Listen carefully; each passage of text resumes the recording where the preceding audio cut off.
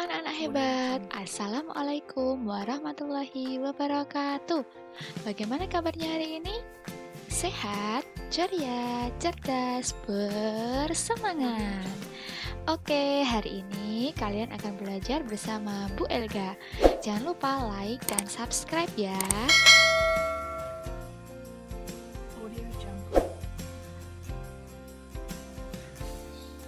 Hari ini kita akan belajar tema 2, persatuan dalam perbedaan, subtema 1, pembelajaran 1, yaitu pada muatan pembelajaran IPA, yaitu adaptasi tumbuhan. Oke, ayo kita mulai belajar. Halo anak-anak, tahukah kalian bahwa semua makhluk hidup memiliki cara dan ciri-ciri khusus untuk menyesuaikan diri dengan lingkungannya? Tujuannya adalah agar mereka dapat bertahan hidup. Kemampuan makhluk hidup untuk menyesuaikan diri terhadap lingkungannya inilah yang disebut dengan adaptasi. Baiklah anak-anak, pada video kali ini kita akan belajar tentang bagaimana sih cara tumbuhan beradaptasi dengan lingkungannya. Tumbuhan hidup di suatu lingkungan yang disebut dengan habitat. Habitat jenis tumbuhan satu dengan tumbuhan yang lainnya berbeda-beda. Ayo kita cari tahu. Tumbuhan yang pertama adalah kaktus. Coba kalian amati tumbuhan kaktus yang ada di sekeliling kalian. Kaktus adalah tumbuhan yang hidup di lingkungan kering atau lingkungan yang memiliki sedikit air, misalnya di gurun pasir. Tumbuhan yang hidup di lingkungan kering ini disebut dengan tumbuhan xerofit. Ciri khusus tumbuhan kaktus yang pertama adalah batangnya yang tebal dan tersusun dari jaringan spons yang fungsinya untuk menyimpan banyak cadangan air. Yang kedua, pada permukaan batang berlapis lilin untuk mengurangi penguapan. Yang ketiga, akarnya yang panjang dan banyak mempermudah kaktus untuk mencari sumber air. Ciri yang keempat adalah daun kaktus berbentuk duri. Hal ini agar dapat mengurangi penguapan air pada tubuh kaktus. Duri ini juga berfungsi sebagai alat pertahanan diri. Tumbuhan yang kedua adalah tumbuhan bakau. Bakau merupakan tumbuhan yang hidup di lingkungan dengan kadar garam yang tinggi, seperti di laut, rawa-rawa, dan pantai.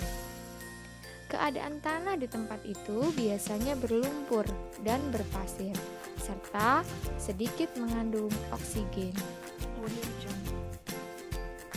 Beberapa jenis bakau memperoleh oksigen dengan bantuan akar tambahan yang disebut dengan akar nafas. Akar nafas ini berasal dari akar utama yang muncul ke atas tanah. Akar nafas memiliki jaringan spons sehingga mempermudah untuk menyerap oksigen yang ada di sekitarnya. Tumbuhan yang ketiga adalah teratai. Teratai adalah tumbuhan yang hidup di air atau disebut juga dengan tumbuhan hidrofit. Meskipun hidup di dalam air, tumbuhan ini tidak mudah busuk. Kenapa demikian? Hal ini dikarenakan tumbuhan teratai memiliki ciri khusus yang membantu mengatasi kelebihan air pada tubuhnya. Ciri khusus yang pertama, teratai memiliki daun yang lebar yang berfungsi untuk mempercepat penguapan air atau transpirasi, sehingga kandungan air di dalam tubuh menjadi seimbang. Daunnya yang lebar juga berfungsi agar dapat mengapung di permukaan air. Ciri yang kedua adalah daunnya yang berlapis lilin.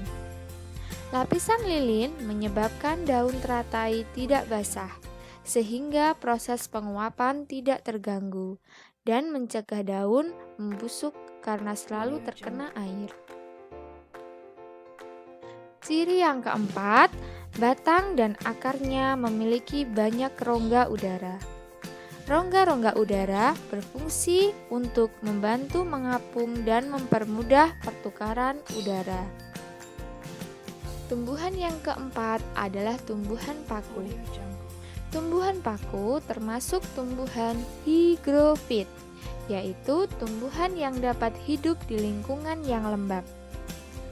Karena hidup di lingkungan yang lembab, penguapan terjadi secara lambat. Air dikeluarkan melalui struktur khusus pada daun yang disebut dengan stomata air atau hidatoda. Fungsi dari hidatoda ini sebagai tempat pelepasan air dalam bentuk cair di ujung daun atau biasa disebut dengan peristiwa gutasi. Tumbuhan yang kelima adalah pohon jati. Pohon jati menyesuaikan diri dengan cara meranggas atau menggugurkan daunnya saat musim kemarau. Hal ini bertujuan untuk mengurangi penguapan air yang berlebihan. Pernahkah kalian lihat tumbuhan yang beradaptasi seperti pohon jati? Ya, pohon mahoni dan kedongdong juga menggugurkan daunnya saat musim kemarau. Itulah beberapa contoh adaptasi yang dilakukan oleh tumbuhan.